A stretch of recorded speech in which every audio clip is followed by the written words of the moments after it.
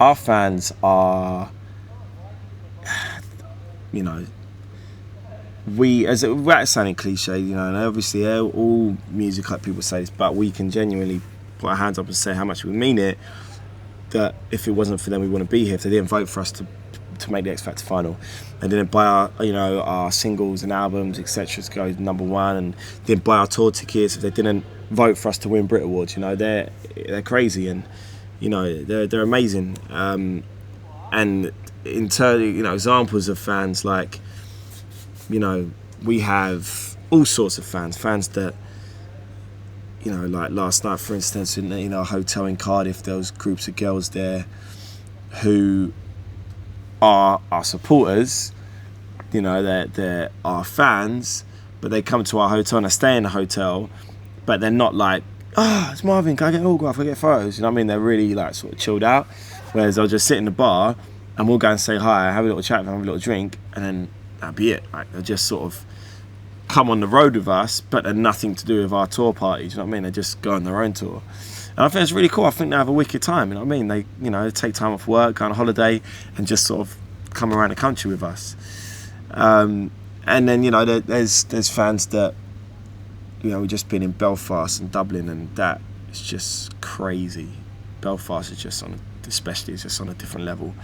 Like, there was like 50, 60 girls outside the hotel every single hour of the day, like 4 a.m.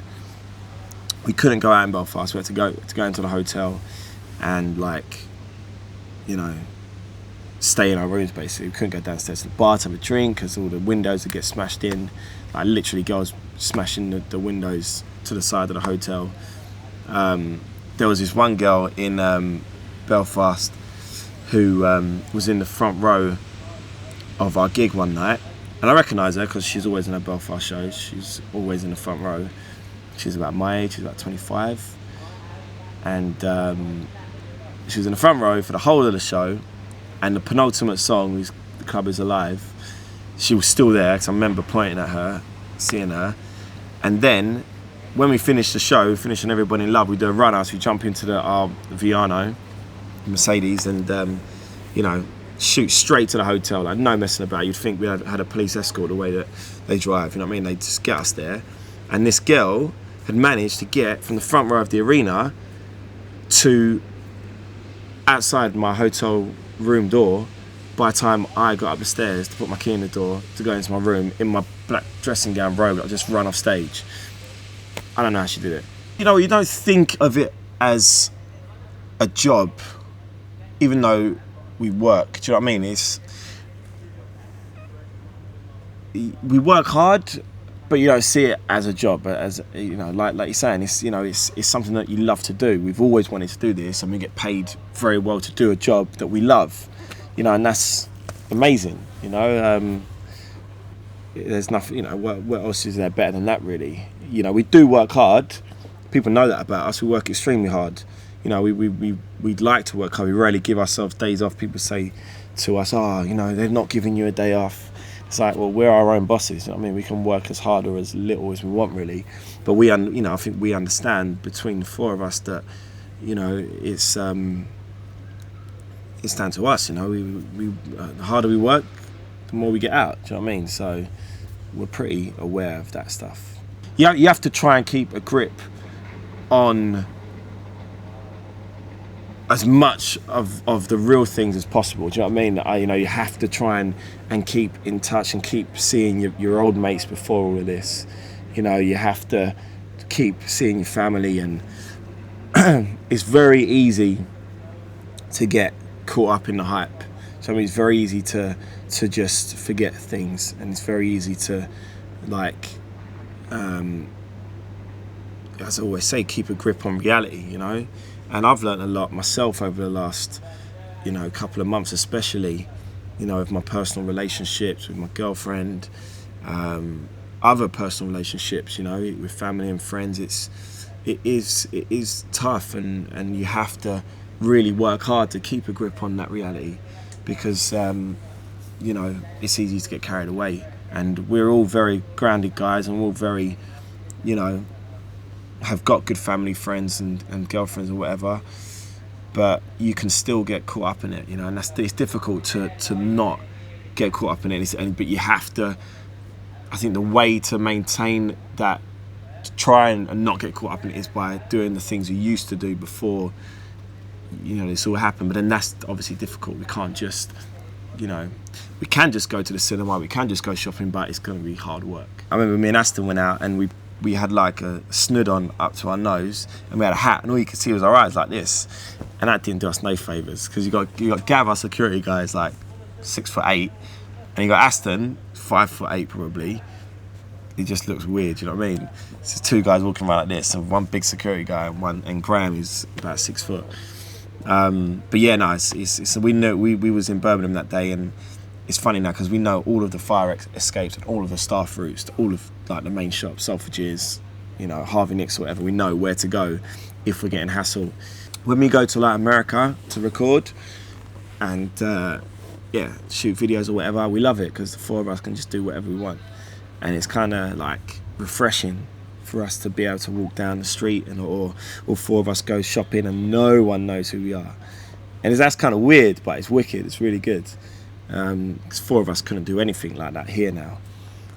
So yeah, you do miss that, but you know, at the same time, it is exciting as well when we go out shopping. You know, we'd be lying if we said we hated it.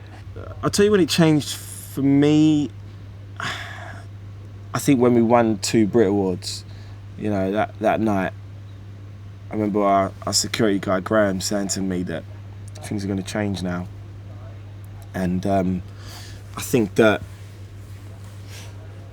you know, you don't like to think of things change. You don't like to think, right, now we've made it, now we've done this. You know what I mean? Because we don't ever want to change the way we've always been to get to where we are now. You know, we don't ever want that to change.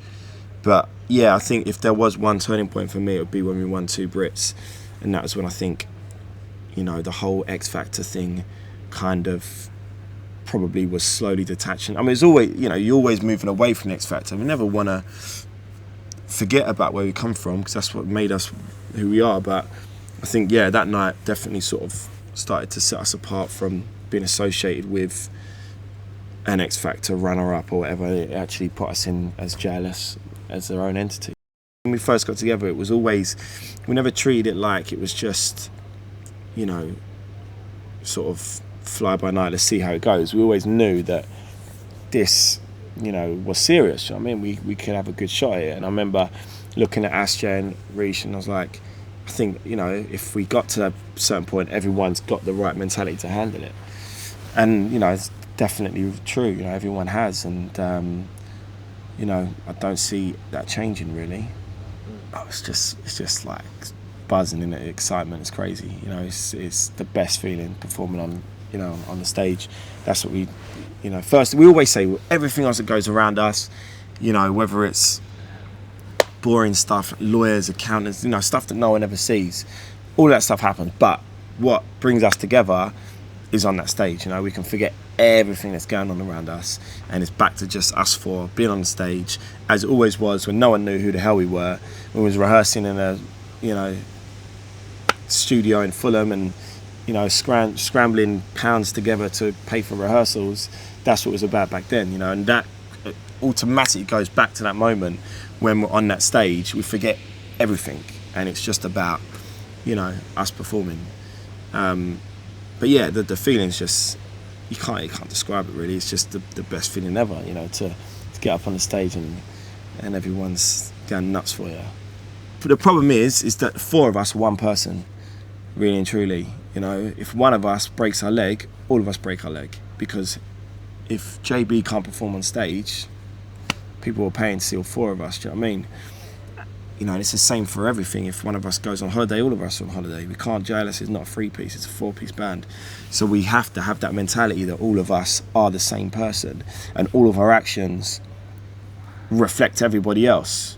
You know, if one of us has a scandal in the newspaper because he's done something he shouldn't have done, that affects all of us. You know, so we all have to be on the same page, and, you know, we've learned a lot about that. I've seen it with bands that have broken up way too early, and now they're all struggling, you know, and I think that petrifies me.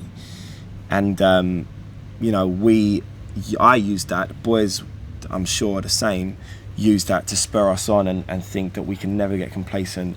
And for us, we want to work as hard as we can every single day for the next 10 years, at least, before we take stock and think, all right, we can have a little break now. Do you know what I mean? Because, we have to make enough money to be able to be comfortable for the rest of our lives. Because, once, if it's all finished, there's not many things we can go into to earn money and survive, because you always hear of boy bands and girl groups or whatever, once they've finished, that, I suppose it's similar to a footballer, where your career is so short, really, that you have to really make enough money to see you through for the rest of your life. And, we've all got that mentality to work hard, and yeah, it is petrifying to think if it all got taken away, what would we do?